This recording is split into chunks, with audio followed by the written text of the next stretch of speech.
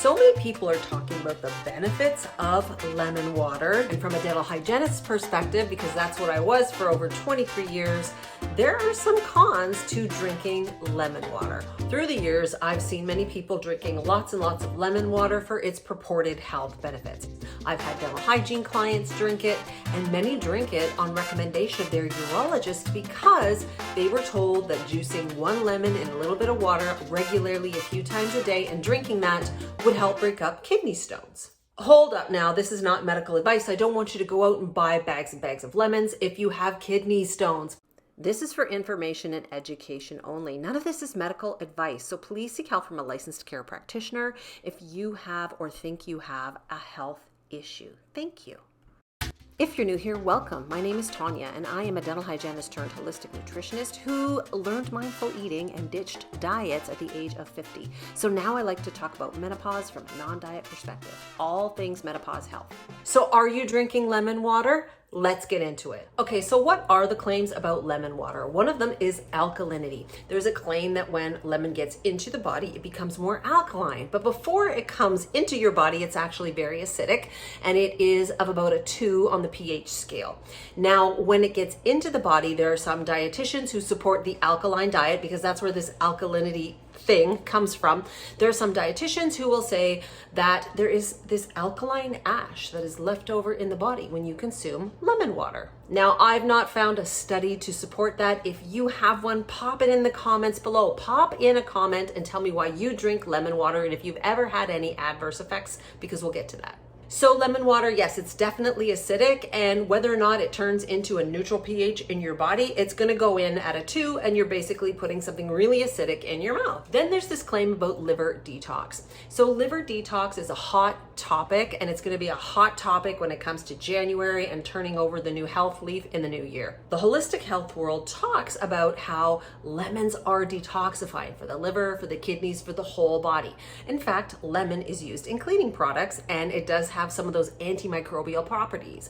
But where does this detox thing come from?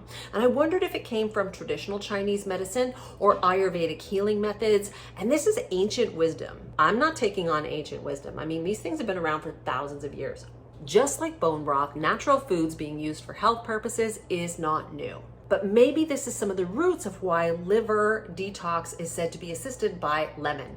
Or maybe it came from this interesting study that I found on the internet, and I've seen it in other blog posts. This study shows that the ingredients in lemon juice may help in supporting the liver when there's an alcoholic injury. This study was done in mice. It wasn't done in humans, but it does show that lemon juice may lower AST and ALT in the liver. So what are those two things quickly? AST is aspartate transaminase, and ALT is alanine transaminase. Woo! So AST is an enzyme that helps metabolize amino acids, and ALT helps metabolize proteins to feed the cells of the liver. So this study basically says that lemon juice has a really positive effect on the liver when it's injured by alcohol. And a mouse study doesn't always extrapolate to human studies. Then there's this one. Lemon is energizing. Now, I know when I pick up a lemon and smell it, just the smell of lemon for me lifts me up. And the claim that this is an energizing tonic kind of makes me wonder if that you feel energized by the smell, but also you're hydrating.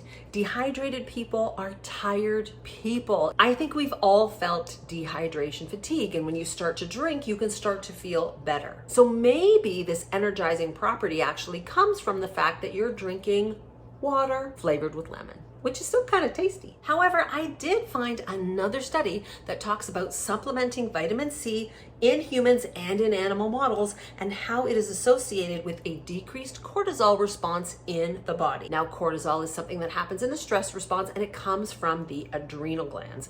So drinking lemon water, can this actually help your adrenal glands? The link I have on my blog post actually shows a study that talks about how lemon can decrease cortisol in the body, and they talk about this adrenal vitamin C axis, which is kind of cool. Your adrenals play this role in the stress response, and they put out this cortisol as a response to stress. So this article is showing that vitamin C may inhibit or support the stress response, which almost sounds like it's the same thing. So this is an observational study, and some may say it has very little merit, but the next little pro about lemon water is that it boosts immunity. Why? Because of vitamin C. One lemon can contain 53 micrograms of vitamin C, and the recommendation for us older women over 50 is that we get about 75 micrograms of vitamin C.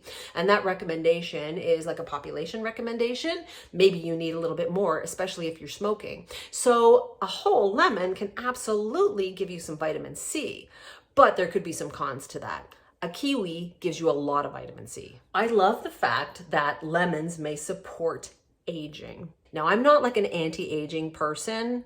Mostly, I'm kind of pro-aging. My whole concept is to have this full midlife. But if you can feel good and youthful while you're doing it, more power to you. So the polyphenols in lemons may combat oxidative stress and free radicals. So oxidative stress is when we make these free radicals just by the body doing its normal body things. It's kind of like a waste product. And then antioxidants, the things we find in lemons and brightly colored veggies, well, they combat those waste products, those free radicals, to help moosh them out of the body. And that oxidative stress is linked to inflammation and aging and all of that. And yes, I have an article linked in my blog post. Whew, are you tired of me yet? Let's keep going. These polyphenols in lemons may actually support the lowering of cholesterol. Now, again, I don't want you going out to buy a bag of lemons thinking that you're going to lower your cholesterol.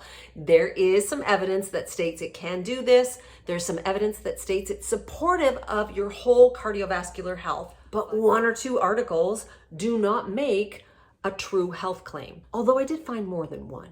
It's the limonene in these lemons, and I think that's how you pronounce it, that actually helps with the lowering of blood lipid levels. Now, one caveat to this study is that it's talking about the limonene in essential oil. Now, I'm not recommending that you go and drink essential oils, but if you're having a lemon, you've got the inside part, and then there's the peel.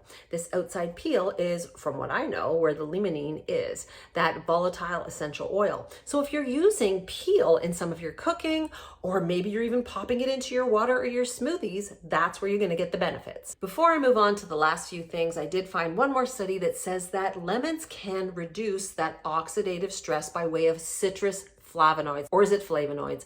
Maybe you don't have to just have lemons, you could have tangerines, oranges, etc. But apparently they do reduce oxidative stress, inflammation, and the free radical thing. And apparently these citrus flavonoids can improve the endothelial function, which is the inside of your blood vessels, the walls. And lastly, there is some evidence that lemons may support the gut. Now, could this be because lemons do have some antibacterial, antimicrobial type properties that will help kill things in the gut?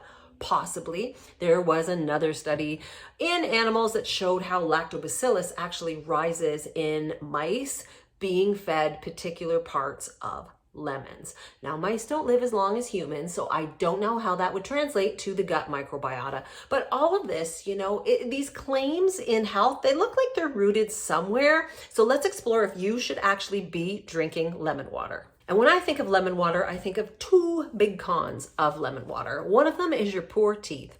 So if you are in menopause or andropause, if you have any dry mouth, which can come from medications, as we age, we have a higher chance of being on medication, you may run the risk of eroding off your tooth enamel. You can have sensitive teeth. Your teeth can actually look yellow because that whiter enamel is protecting the dentin underneath, and that is the discoloration that can show up on your teeth. Women especially have drier mouths because we have estrogen receptors in there. And when we have less estrogen, we have less moisture, not just in the mouth, but down south too. Another biggie is acid reflux. So if you suffer from acid reflux, having lemon water, which many holistic health professionals say you should do, it may work against you because you've already got this irritation in the esophagus. Reflux or GERD, gastroesophageal reflux disease, can come from the sphincter opening up and letting the contents just kind of fly up there. So it stands to reason if you're already irritated or the sphincter's not closing, if you put in the lemon water, that could really hurt. So while lots of functional health people will say that your reflux could be coming from the fact that you have no or low acid or high acid, you also have this little opening that's just letting stuff fly out. And a lot of that happens when you sleep, of course, because you're like lying down. All right, can you safely consume lemon water? That's just outside of should you even have lemon water. If you're gonna have lemon water, you're gonna do this. Use a straw. No, seriously, what you're doing when you use a straw is getting that acidity past the area of the front of the mouth and into the back where you want it to go, which is down the throat. You're gonna keep the acid from bathing your teeth if you really want to sip your lemon water. But that's the next thing.